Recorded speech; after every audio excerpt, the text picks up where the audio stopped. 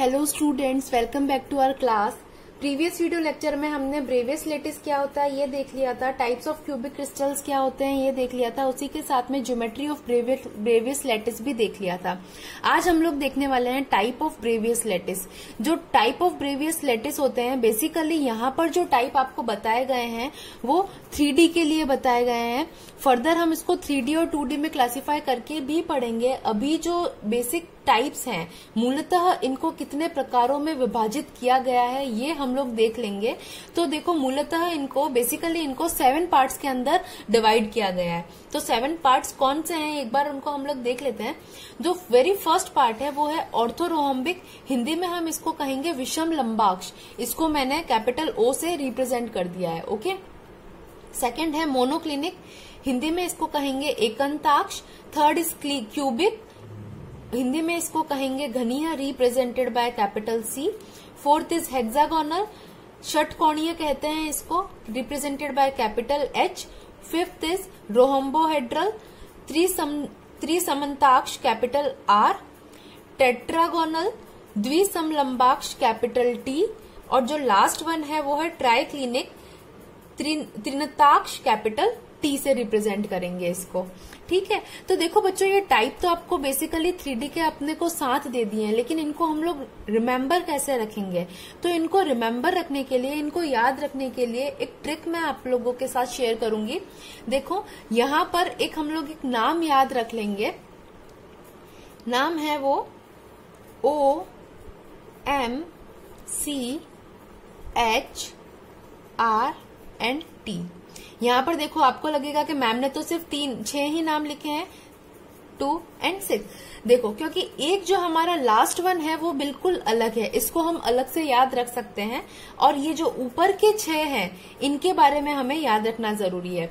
तो देखो, मैंने इसके जो इनिशियल्स थे उनको कैप्स में लिख दिया। इनिशियल्स क्या थे? OMCHRT। तो आप इसको ऐसे याद रख लो, ओम चाट। जैसे हम लोग चाट खाने जाते हैं ना, तो डायरेक्टली आप क्या याद रख लो? ओम चाट, OMCHRT। ए मत लिख देना बीच में, है ना।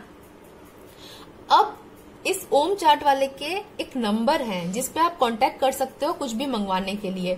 तो वो नंबर कौन से लिखेंगे, वो नंबर भी आपको याद रखना है। You can not save this number in your phone. Okay.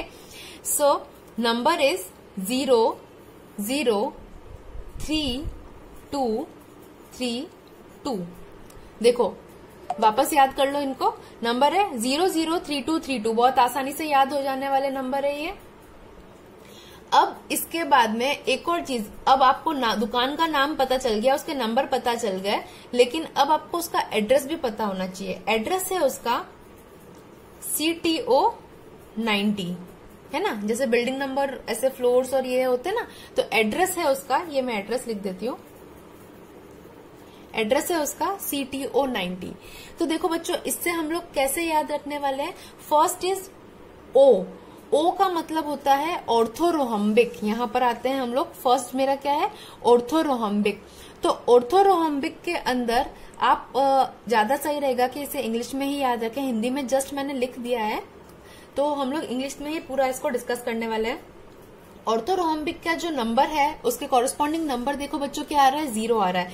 यानी कि इसके अंदर कोई भी क्रिस्टल एक्सिस कितने टाइप की होती है? A, B and C। और angle crystal, inter crystal angle कितने टाइप के होते हैं? Alpha, beta and gamma. ठीक है। यानी कि ये जो टर्म्स हैं वो मेरे पास में एक्सिस के लिए है, और ये जो एड्रेस वाली टर्म है वो किसके लिए है? एंगल के लिए है। Okay.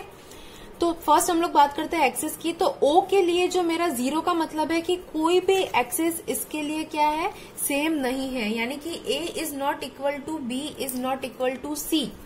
Okay. A is not equal to B is not equal to C। ये हम लोग O के लिए हमने क्लियर कर लिया। अगेन M बोले तो मोनोक्लिनिक के लिए भी सेम नंबर है, उसके कॉरेस्पॉन्डिंग 0 का मतलब क्या होता है? A is not equal to B is not equal to C। A is not equal to B is not equal to C। Again जो हमारा थर्ड आया है, थर्ड है मेरा क्यूबिक। यहाँ पर देखो, थर्ड है क्यूबिक। C के कॉरेस्पॉन्डिंग नंबर कितने हैं? 3। यानी कि इसमें तीनों एक्सिस क्या रहेगी? इक्वल रहेगी। A is equal to B is equal to C। H बोले तो हेक्सागोनल, हेक्सागोनल के अंदर कोई दो एक्सिस सेम है, यानी कि A is equal to B is not equal to C, A and B are same but B is not equal to C, okay. उसके बाद में जो हमारी थर्ड है R, R के कॉरेस्पॉन्डिंग नंबर है 3, R का मतलब क्या हो गया, रोम्बोहेड्रल, रोम्बोहेड्रल के अंदर तीनों ही क्या रहेंगे, तीनों ही सेम रहेंगे, A is equal to B is equal to C। उसके बाद में हमारा जो लास्ट आता है वो है T, T का मतलब है टेट्रागोनल, यहाँ जो टेट्रागोनल वाला T है ट्राइक्लिनिक वाला T नहीं है ये, ओके। तो टेट्रागोनल के अंदर भी दो एक्सिस सेम रहेगी और तीसरी वाली सेम नहीं रहेगी, A is equal to B is not equal to C। और जो लास्ट वन मैंने बताई उसमें आप डायरेक्टली लिख सकते हो कि उसके अंदर कुछ भी सिमिलर नहीं होता है, A is not equal to B is not equal to C। और एंगल की भी मैं साथ में बात करूं तो alpha is not equal to beta is not equal to gamma, directly आप इसको अलग से याद रख सकते हो। ट्राइक्लिनिक के अंदर कुछ भी सिमिलर नहीं होता है, ना ही एक्सिस सिमिलर रहती है और ना ही एंगल सिमिलर रहता है, ओके। अब हम लोग इनके एंगल्स की बात कर ले। देखो एंगल के लिए मैंने आपको क्या बताया था, CTO 90, यानी कि क्यूबिक के अंदर, टेट्रागोनल के अंदर और ऑर्थोरोहम्बिक के अंदर जो अल्फा, बीटा एंड गामा की वैल्यू होती है that is equal to 90 degree, okay. यानी कि CTO इज 90। तो डायरेक्टली इन तीनों के लिए हम लिख देते हैं, फर्स्ट इज फॉर C मतलब क्यूबिक, क्यूबिक के लिए alpha is equal to beta is equal to gamma is equal to 90 degree directly.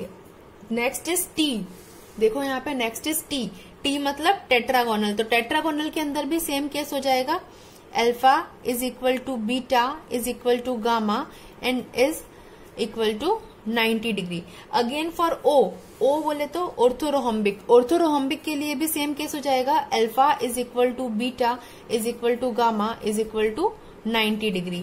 अब बाकी के जो केसेस बचे हैं, देखो 7 में से 4 तो अपन लोग ने क्या कर लिए, ट्रिक से याद कर लिए। अब बाकी के जो 3 है वो हम लोग को क्या करने पड़ेंगे, याद रखने पड़ेंगे। तो मैं डायरेक्टली इनकी वैल्यूज लिख रही हूँ।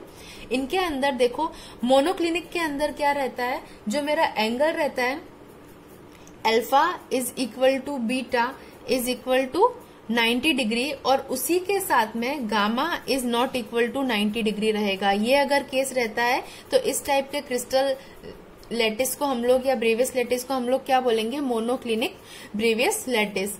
अगेन हम हेक्सागोनल के लिए देखें तो हेक्सागोनल के लिए जो एंगल रहेगा वो रहेगा alpha is equal to beta is equal to 90 degree. देखो alpha is equal to beta is equal to 90 degree और इसी के साथ में जो गामा है is equal to 120 degree, okay. Gamma किसके बराबर रहेगा, 120 डिग्री के बराबर। उसके बाद में नेक्स्ट हम लोग को देखना है रोम्बोहेड्रल के लिए। रोम्बोहेड्रल के लिए क्या वैल्यू रहेगी, रोम्बोहेड्रल के लिए alpha is equal to beta is equal to gamma is not equal to 90 degree. देखो ये एक ऐसा है जिसके अंदर कोई भी एंगल 90 डिग्री के इक्वल नहीं रहेगा और सारे ही जो एंगल रहेंगे that should be less than 120 degree, okay, that should be less than 120 degree.